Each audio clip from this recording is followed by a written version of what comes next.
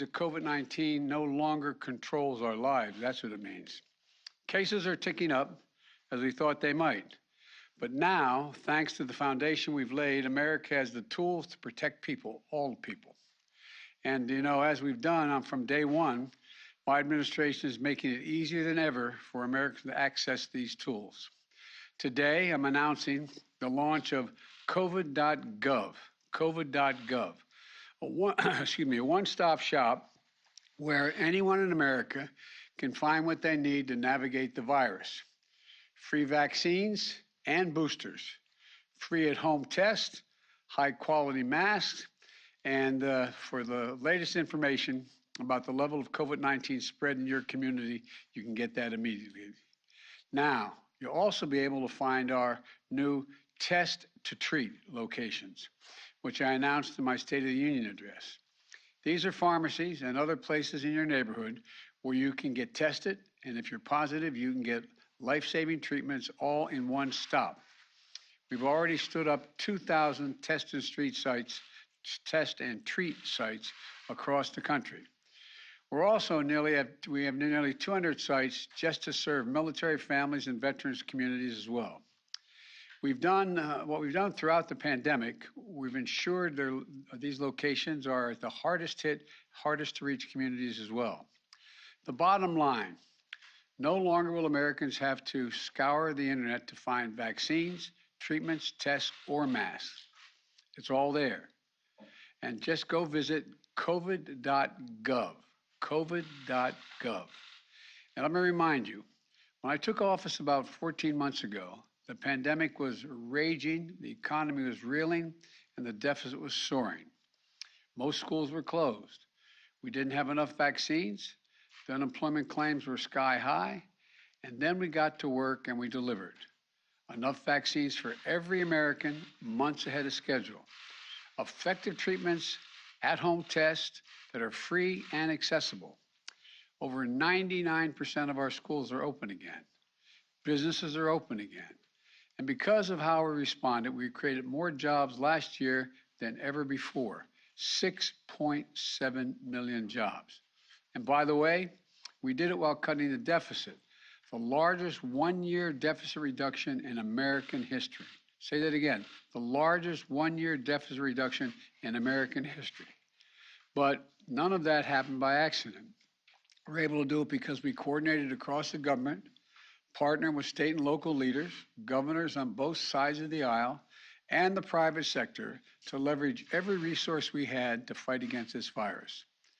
We left no stone unturned, and we were able to do it because Congress worked with us and provided us the necessary funding. But now, just as we've reached the critical turning point in this fight, Congress has to provide the funding America needs to continue to fight COVID-19.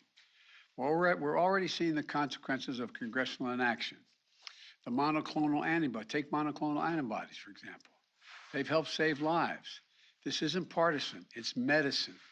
But Congress hasn't provided enough money to keep purchasing these monoclonal antibodies. We've had to cancel planned orders and cut the supply we're sending to the states. Without more funding, we'll start to run out of them by the end of May. The end of May. We've also had to scale back our plan to purchase more preventive therapies for Americans who are immunocompromised. Critical tools to protect the most vulnerable among us. Without more funding, we risk running out of the supply by this fall. The same is true of testing. It took months to ramp up our testing capacity. The Omicron, we saw how vital, and with Omicron, we saw how vital it was. And we have enough tests on hand to weather the surge. But without funding, we're not going to be able to sustain the testing capacity beyond the month of June. And if we fail to invest, we leave ourselves vulnerable if another wave of the virus hits. Look, on vaccines, and most important tool in this fight, we're also running a risk. Yesterday, the Food and Drug Administration, the FDA, and the Center for Disease Control and Prevention, the CDC, authorized the fourth shot for those 50 years and older. We know boosters are critical to providing an additional level of protection. That's why I plan to get my second booster today, right here after I'm done speaking. If you haven't gotten your first booster, Please don't wait. Do it today. Those who are 50 and older, as well as those who are immunocompromised, can now get even more protection than they have from the initial first doses. We have enough supply to give booster shots to those newly eligible individuals. But if Congress fails to act, we won't have the supply we need this fall to ensure the shots are available free, easily accessible for all Americans. Even worse, if we need a different vaccine for the future to combat a new variant, we're not going to have enough money to purchase it. We cannot allow that to happen. Congress, we need to secure additional supply now. We can't wait until we find ourselves in the midst of another surge to act. It'll be too late. And we also need this funding to continue our efforts to vaccinate the world with commitments we made. It's critical to our ability to protect against new variants. There's no wall you can build high enough to keep out a virus. Congress needs to act now, please.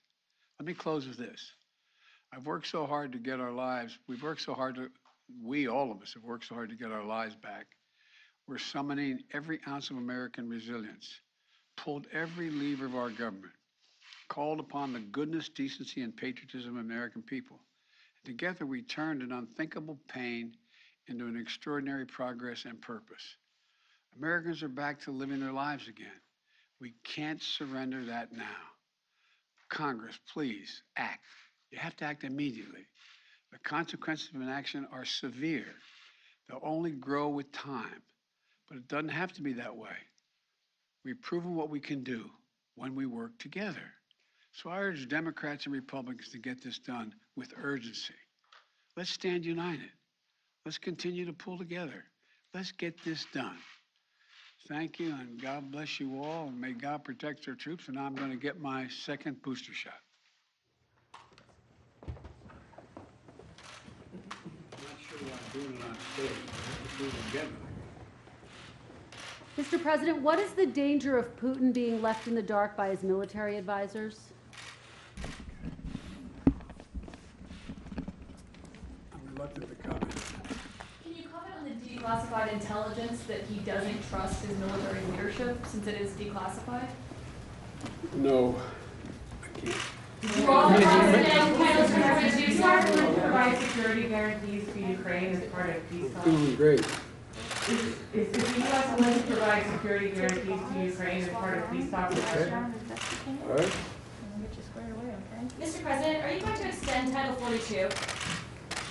We'll have a decision on that soon. What did President Zelensky tell you about the... Recent four countries of vaccination will impact the fight against COVID here. What did President Zelensky tell you about... Somebody asked about the vaccines.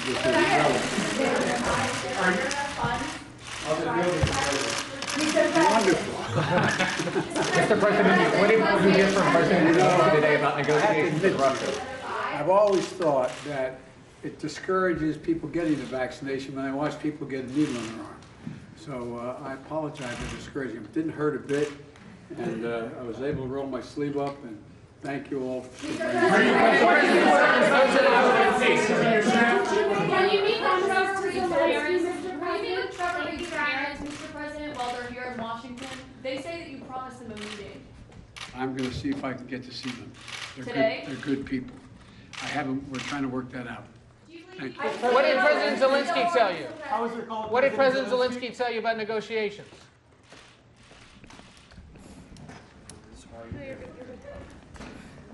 What was more painful, the shot or us? Yeah, I did.